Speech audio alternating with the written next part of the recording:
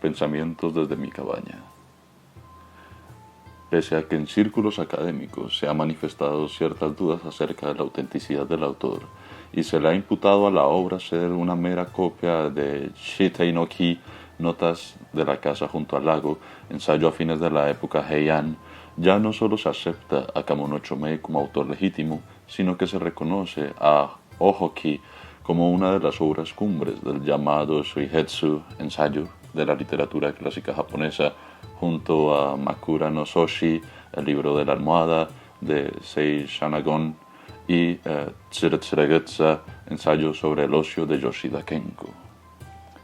Debemos puntualizar, no obstante, que existe una diferencia fundamental entre los Suigetsu citados y Hoyoki, entre los ensayos filosóficos previsto de la sólida estructura formal e interna, y sigue el hilo de un único tema, mientras que los otros contienen observaciones fugaces y aisladas sobre los temas diversos, sin un orden visible. Ohoki está impregnado de una filosofía budista pesimista, típica del medioevo japonés, distante de la enseñada Kukai en la época Heian como religión intelectual y estetizante. Esto no solo extraña, teniendo en cuenta los acontecimientos y calamidades en que sucedieron en la época que le tocó vivir a Chomei. Del siglo XII al XIII, Japón pasó por uno de los momentos más cruciales de su historia. Se producen el del debilitamiento y decadencia de la corte imperial y el de la familia Fujigawa, la ascensión y la caída del clan de los Taira y el establecimiento en 1192 del gobierno militar Bakufu, una Kamakura, régimen en que había continuar por casi 700 años consecutivos hasta la mitad del siglo XIX. Aun cuando Chomei no menciona en su libro la cruenta lucha por el poder entre clanes Taira y Minamoto, la vivencia de ese azaroso periodo se encuentra latente a lo largo de este breve ensayo. Kamono Chomei, también llamado Kikadayu 1153-1216, nació en una familia de sacerdotes shintoístas al servicio hereditario del templo Kamohinga, en Kioto. Su padre era Nagi, sacerdote shintoísta de bajo rango, de un templo adscrito, Sesya de Kamohinga, llamado Tadatsusha. Chomei, poeta, brillante discípulo de Shunhe, hijo de Minamoto no Toshiyori, y sus poemas figuran en el Shin-Kikogoshu, nueva antología de poemas antiguos y modernos, y en su época, de la época antología, en esta Kamono Chomei. Escribió además el ensayo poético Mumyoshu y la colección de cuentos budistas Hoshinshu. Fue también un notable músico de biwa, especie de laúd, y tuvo acceso al Palacio Imperial como miembro del Departamento Imperial de Poesía y como protegido del ex emperador Gotoba.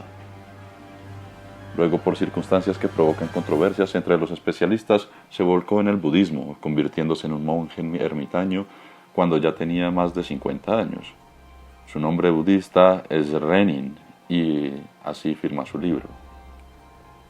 Ohoki comienza con una breve introducción del notable belleza estilística. Luego vienen las dos partes centrales y finalmente el epílogo. En la primera de las partes centrales narra concisa y vívidamente los sucesos de desastres, calamidades y desgracias que ocurrieron en los años 1177, gran incendio, 1180, torbellino, 1188, súbito traslado de la capital por motivos políticos y estratégicos, 1181, hambre y epidemia, y 1185, terremoto en la ciudad de Kioto. En la segunda parte hace referencia a ciertos detalles de su vida y relata cómo gradualmente fue reduciendo el tamaño de su morada hasta llegar a la cabaña de 10 pies de lado, donde escribe el libro que titula precisamente Notas Ki desde la cabaña de 10 pies de lado, ojo. El epílogo hace la reflexión de que, pese a su vida de ermitaño y asceta, se encuentra lejos de alcanzar la salvación budista. La dignidad de la prosa y el ahondamiento reflexivo acerca de la vida y del hombre revelan el humanismo del autor, y a pesar de que se mantienen sus ideales budistas, sostiene que el principio de la transitoriedad de las cosas, llegando al final del libro, asistimos al conflicto interno y las contradicciones que el mismo Shomei encuentra en su actitud hacia la vida. En esa introspección, el autor no halla respuesta a su propia pregunta: ¿en qué consiste la esencia de la vida? A través de su crónica de la vivencia de lo real, Ojoki es una obra de la resistencia de esa época. Encontramos además la reflexión honda e intensa de ese ermitaño que, como representante de la última aristocracia, obligado a ceder paso al curso de la historia, adopta la posición de retiro, y que, pese a esa actitud, encuentra el inquietante conflicto entre el cambio del mundo e incluso su propio yo.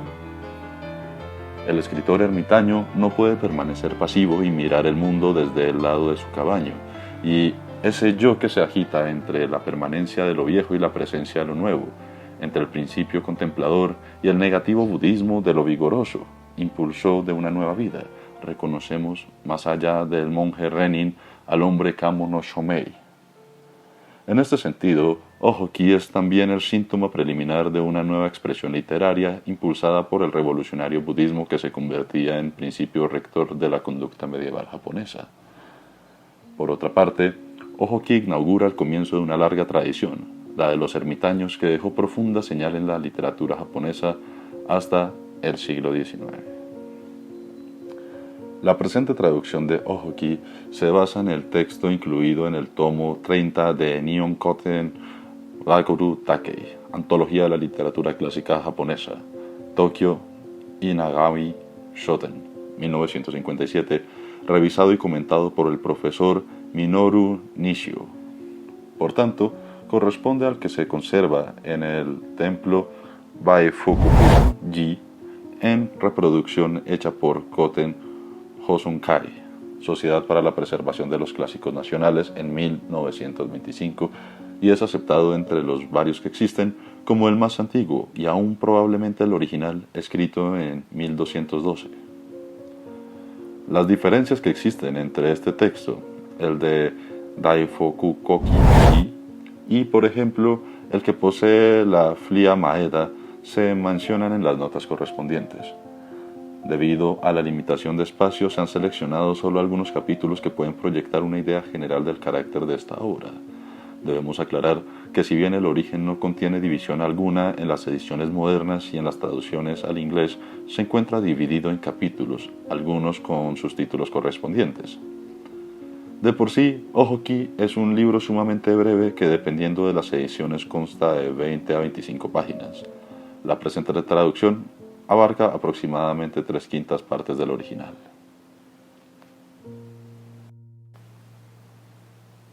Notas desde mi cabaña. Ojoki. Introducción. El fluir del río es incesante, pero su agua nunca es la misma. Las burbujas que flotan en un remanso de la corriente ora se desvanecen, ora se forman, pero no por mucho tiempo. Así también en este mundo son los hombres y sus moradas. Suponemos que en esta bella capital las casas, grandes y pequeñas, que una junto a la otra rivalizan en sus techos, uno más majestuoso que el otro, se conservan iguales generación tras generación. Pero si nos preguntamos si esto es cierto, notamos cuán pocas son las que ahí se encuentran desde tiempos antiguos. Algunas se incendiaron el año pasado, para tan solo reconstruirse este año. Otras casas grandes se desmoronaron convirtiéndose en casuchas. Lo mismo ha pasado con sus moradores. En la misma ciudad, la gente más numerosa que nunca, empero, en aquellos que solía conocer desde antaño, solo alcanzó a contar 1 o 2 entre 20 o 30. Algunos mueren por la mañana, otros nacen al atardecer como las burbujas sobre el agua. No sabemos de dónde viene, a dónde va, el hombre que nace para morir. Tampoco sabemos a beneficio de quién se afana en construir casas que apenas sí quedarán por un instante y por qué razón sus ojos en ellas se deleitan. La manera en que dueño y morada rivalizan en desaparecer de esta efímera vida se asemeja al ejemplo del rocío en los pétalos de la campanilla. Puede bien el rocío caerse y la flor quedar, pero quedar para desvanecerse con el sol de la mañana. También puede la flor marchitarse y el rocío aún no evaporarse. Si bien, aunque no se evapore, no esperará al atardecer para hacerlo. El gran incendio. En más de 40 primaveras y otoños transcurridos desde que tengo uso de razón, cada vez con más frecuencia me ha tocado ser testigo de cosas muy terribles. Fue, creo, el 28º día de la cuarta luna de 1177, una noche en que el viento soplaba ferozmente, sin parar, cuando hacia las 8 o 9 brotó un incendio en el sureste de la capital propagándose hacia el noreste. Finalmente, el fuego alcanzó el portón de Sukaku y los diversos edificios del palacio, y en lapso de una sola noche todo quedó reducido a cenizas. Dicen que el fuego se originó en una callejuela de la zona de Higuchi-tomi, en la avenida Quinta, en una pequeña casa a donde se hospedan bailarines del Bugaku. El fuego, a impulsos del viento, enloqueció, se fue extendiendo en abanico, primero en un sentido y luego en otro. Las casas alejadas de la conflagración se hallaban envueltas en humo, mientras que la zona más cercana se había convertido en un mar de llamas. Las cenizas lanzadas al cielo, teñidas de rojo carmesí por la realumbrante luz del fuego, y las llamas implacablemente azotadas por el viento parecían volar sobre 2 o 3 calles a la vez. Los que caían atrapados en medio del fuego se sentían más muertos que vivos y no podían creer lo que estaba presenciando. Algunos, sofocados por el humo, se desplomaron. Otros, cercados por el fuego, morían al momento. Y los que apenas llegaron a escapar con vida fueron incapaces de salvar nada más de sus pertenencias, todos sus tesoros convertidos en cenizas, y cuánto habrían gastado en ello. En ese incendio, 16 mansiones de los nobles se quemaron, sin contar otros inmuebles de predios. En total, alrededor de una tercera parte de la capital quedó destruida. Decenas de hombres y mujeres perdieron sus vidas, y también incontables caballos y bueyes. Entre todos los desatinos del empeño humano, ninguno más vano que el de gastar tesoros y preocuparse por construir casas en lugar de tal peligroso como la capital. El torbellino. De nuevo, el 29º día de la cuarta luna de 1180, se alzó un gran torbellino en el noreste de la capital, hacia donde se cruzan las grandes avenidas Nakano Mikado y Yogoku, llegando a la avenida Sexta, bastante más al sur. Todas las casas, grandes o pequeñas, fueron destruidas sin excepción en el área que arrasaba el torbellino, un área móvil de 3 o 4 calles en redondo. Algunas fueron literalmente aplastadas y otras quedaron en sus vigas y columnas. Las partes superiores de los portones se desprendían y volando caían entre 300 y 400 metros más adelante. Las cercas se desplomaban, borrando los límites de la propiedad con el vecino. Una enorme parte del tesoro fue lanzada hacia el cielo, y las cortezas de ciprés y de pajas de los techos arrojadas como hojas de viento danzando en el viento. El polvo se levantó como un humo, que nada deja ver, y tan ensordecedor como era el ruido, que las voces se ahogaban. Pensé que ni las ráfagas que azotaban el infierno podían resultar más malignas. No solo fueron las numerosas cabañas dañadas y destruidas, muchas personas se hirieron o se lisiaron al repararlas. El torbellino se movió en dirección al sureste, dejando atrás muchos lamentos. La gente, confusa y temerosa, decía: «Tenemos tempestades todo el tiempo, pero nunca como esta vez. Este no es un caso común, debe ser el presagio de algo terrible que está por venir».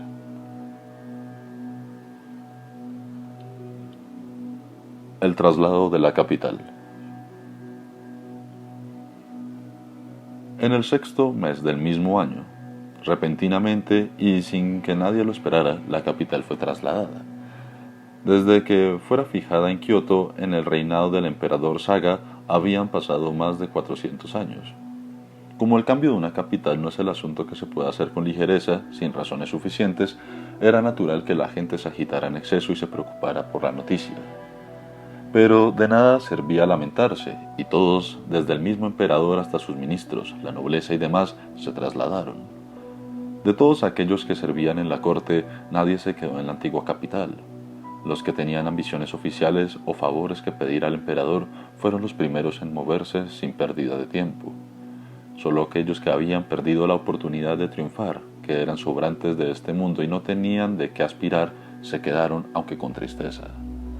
Las mansiones, cuyos techos rivalizaban entre sí, con el pasar del tiempo quedaron en ruinas. Las casas fueron desmanteladas y flotando fueron trasladadas por el río Yodo, y la ex capital se fue transformando en un campo desierto frente a los mismos ojos de uno.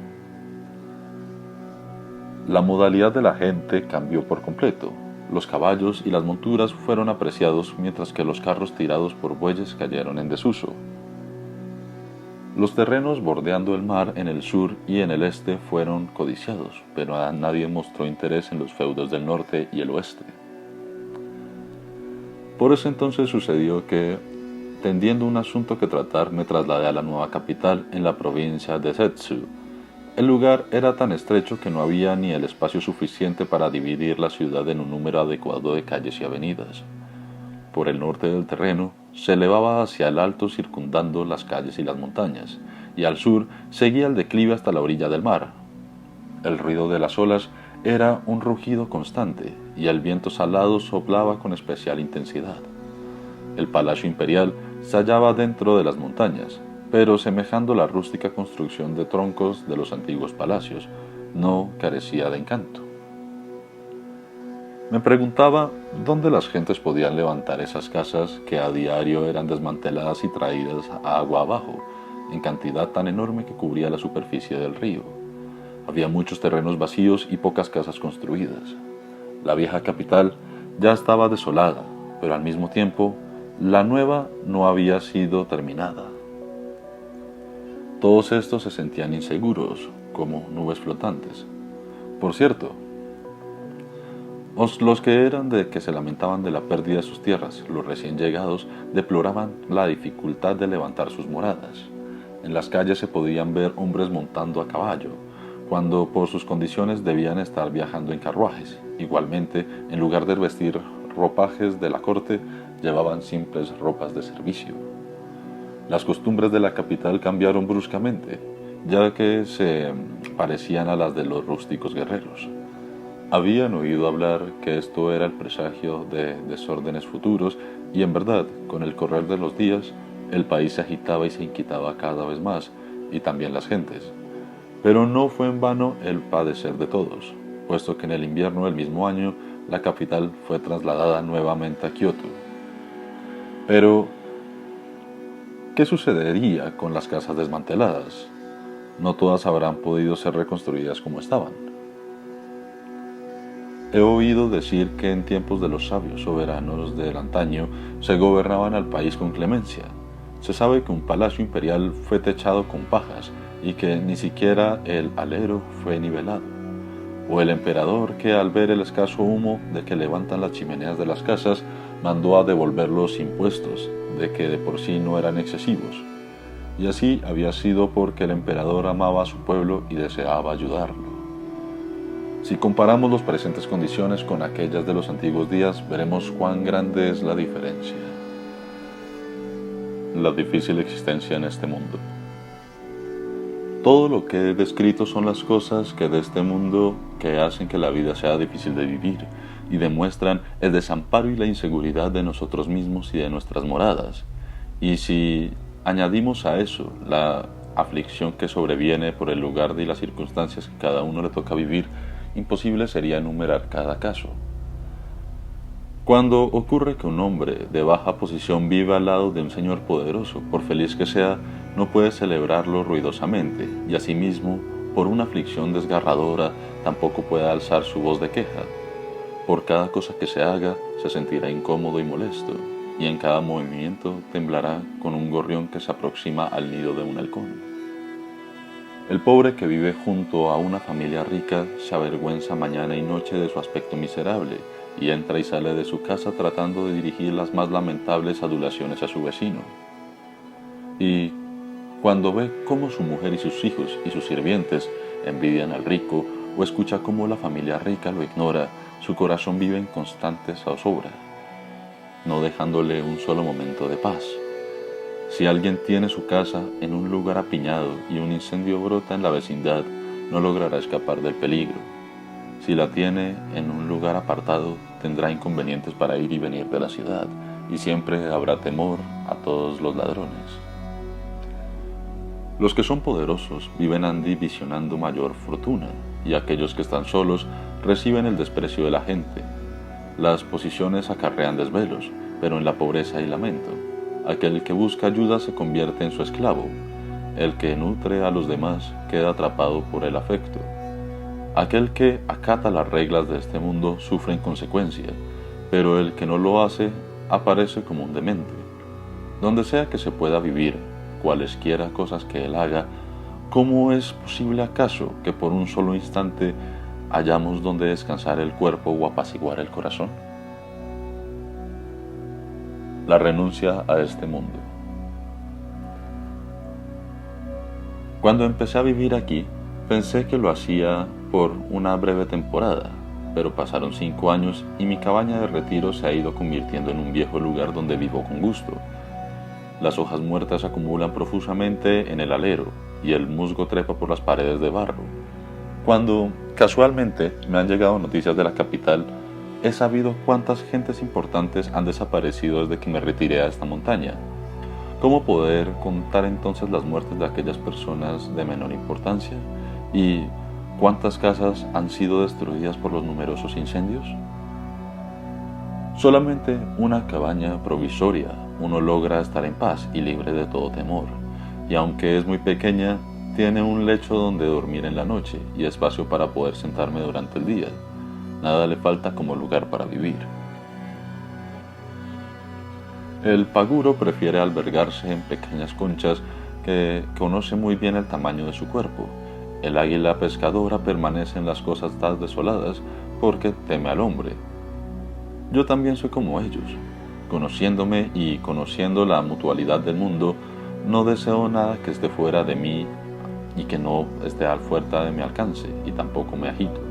Solo busco la tranquilidad y gozo la ausencia de la angustia.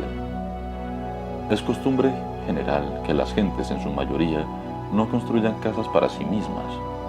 Unos las edifican para su mujer, sus hijos y otros para sus parientes y servidumbre. Algunos lo hacen por sus amigos y conocidos, otros por sus amos o sus maestros, e incluso los hay que los hacen para guardar sus posesiones o caballos o bueyes.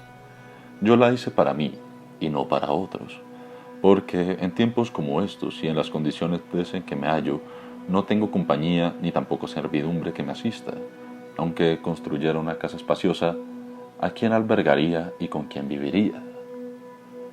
En general, los llamamos amigos, que se estiman al otro por su riqueza y muestran gran afecto ante todo porque aquellos que les han hecho favores.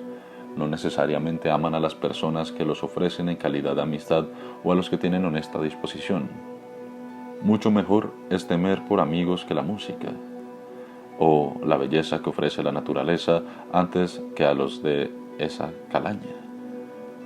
Los que son sirvientes viven anhelando los presentes y las compensaciones inmediatas, y son deferentes sobre todo con aquel que trata generosamente.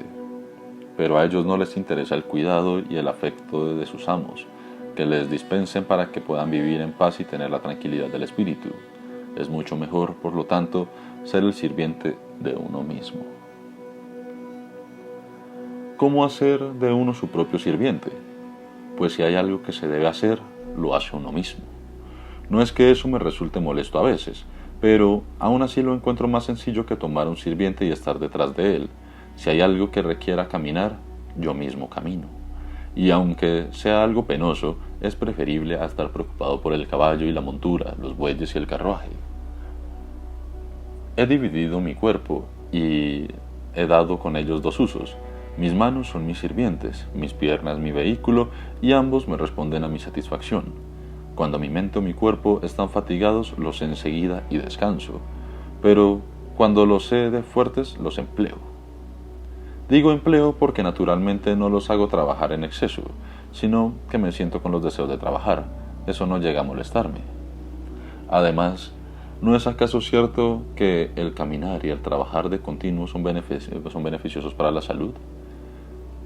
¿qué se ganaría con estar ocioso? ¿Es pecado hacer sufrir a los otros? ¿Cómo podríamos pedir prestado su trabajo? Mis ropas y comidas son tan simples como mi morada. Me visto y me cubro con cualquier ropa cubierta ordinaria que voy consiguiendo, o cuando a la comida recojo a los oagi de los campos o los frutos de los árboles de encima de las montañas, lo suficiente como para mi subsistencia. Al no tener contacto con la sociedad, tampoco me avergüenzo de mi apariencia, y la comida, aunque muy escasa y simple, tiene un sabor especial para mí. Todo lo que estoy diciendo no está dirigido a los que son ricos y felices. Relato mis experiencias simplemente para demostrar las diferencias que hay entre la edición de mi vida, esta condición que presente con la que la he tenido del pasado. Los tres mundos, buenos o malos, dependen de la mente de uno mismo. Si no hay paz en la mente, de nada sirven las bestias de carga ni las joyas, y ningún placer pueden procurar los palacios o pabellones. En esta solitaria, en esta choza de un solo cuarto, es para mí un lugar más placentero. Desde luego, no es que no sienta vergüenza cuando voy a la capital y tengo que pedir limosna, pero al retomar aquí, siento lástima de aquellos que aún siguen apegados al mundo de polvo, allí donde buscan la celebridad y el lujo. Si alguien duda de mis palabras, vea a los peces y a los pájaros. Los peces no se cansan del agua, pero a menudo que uno sea pez, no podrá entender el porqué. Los pájaros ambicionan los bosques, pero de no ser pájaro, uno no podrá saber por qué. Tal es la alegría de vivir en soledad. ¿Quién podrá entenderlo? De no vivir aquí. Epílogo. La luna de mi vida declina en el cielo y está por hundirse detrás de las montañas. Pronto me he de encaminar a la oscuridad de las tres sendas. ¿Qué puedo lamentar ahora cuando mi vida toca su fin? La enseñanza del Buda es en esencia el no apego a ningún objeto.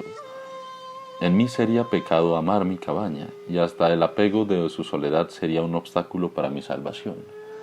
¿Por qué malgastar el precioso tiempo citando estos triviales placeres del ermitaño? Un calmo atardecer, pensando en la causa de mis flaquezas, me decía a mí mismo que había abandonado el mundo para vivir en el seno de la floresta montañosa, con el fin de disciplinar mi mente y predicar el camino de Buda. No obstante, me decía, pese a tu apariencia de monje, tu corazón está mancillado de impureza. Tu cabaña se asemeja a la de Hongyo, pero observas las enseñanzas aún peor que Handoku. ¿Se debe ello al estado en que te encuentras por ser pobre?